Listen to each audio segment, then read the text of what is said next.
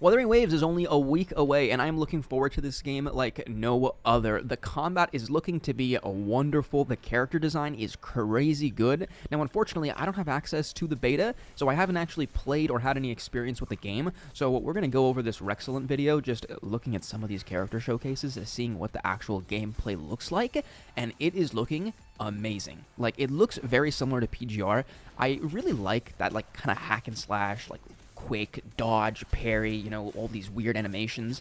It's very quick, very fast-paced, and it gives you a lot of, like, rewarding, like, a feeling. Like, for example, when you're driving a car, when you're driving a manual, when you gotta push that clutch in, change it into first gear, second gear, third gear, and then you're just, like, you know, dropping that clutch, and then you just feel that power. It's kind of the same feeling when you're pressing the buttons and you get like this immediate reward from the dodge, from the parry, from the whatever action you're doing. Now, to demonstrate the fluidity of what I mean when I talk about Pgr and Wuthering Waves gameplay, we're actually on my phone here, and we're gonna see a little bit of what the mobile experience would actually be like on Wuthering Waves as well, because a lot of people aren't going to have PCs to play on, and since it's not coming out on console, it's going to be a little bit different, right?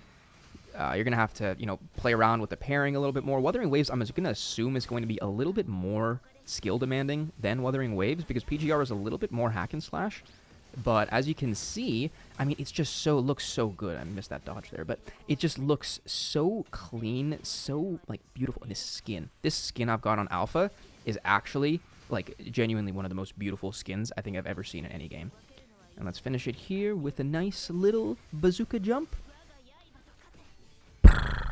Dead. Now, when we get into the gacha system for Wuthering Waves, it seems like it's a good mix of what we've had so far. So between like Honkai Star Rail and Pgr, it seems to take a bit of both positive and negative. If we get down to the meat of this, which is the important part, this weapon and character event banner, you can see that there is a 50-50 on the character banner, but then obviously the next one is guaranteed, so you're not going to be getting that 100% character like in Pgr, but unlike the 80% weapon that you get in Pgr, you get 100% weapon in Wuthering Waves. So they're giving you 100% for weapon and 50-50 for the character.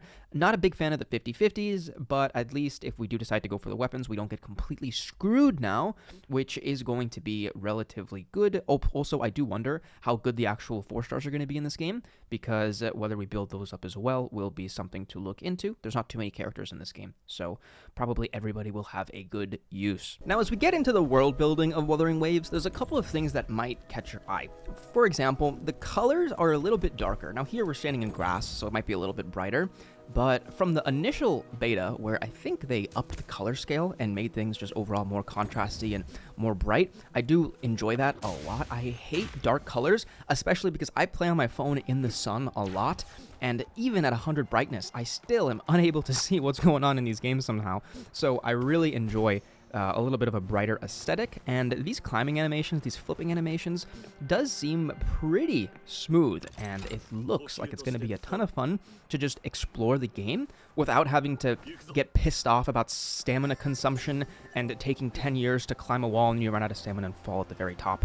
I mean, it's just, this is looking like a lot of fun. I am looking forward to just the exploration part of the open world gacha game, you know? Kind of taking us back to the beginning of Genshin, but with much needed quality of life improvements. I didn't see it on the gliding right now, but I did hear that if you fall mid-glide, you keep your forward vector trajectory. How crazy is that? How crazy is that? That is going to save us at least 8 seconds. I'm not even being sarcastic. That's going to save us a good amount of time. Also, multiplayer and co-op. This is something that I am going to hope works out good. And from what I've heard, you can farm on other people's accounts without actually taking their resources, and you pretty much gain free resources. You can just farm echoes on other people's accounts. So that's going to be a wonderful way of actually having a useful co-op in multiplayer, not just something stupid where you just run around together and are unable to do anything. You know, it's just, this is going to have a cohesive level of, you know, friendly gameplay where people can actually play a gacha game together that has challenge, and beating these bosses together might be a ton of fun, and I look forward to playing it with everybody. So, if you guys are going to play Wuthering Waves, you know, join the Discord, like the video, subscribe. Even if you don't and just want to play Star Rail, you know, just do it anyways. Join the Discord, subscribe. It's a great idea. But thanks for watching. That's all I got for today, and I'll see you next time. Adios.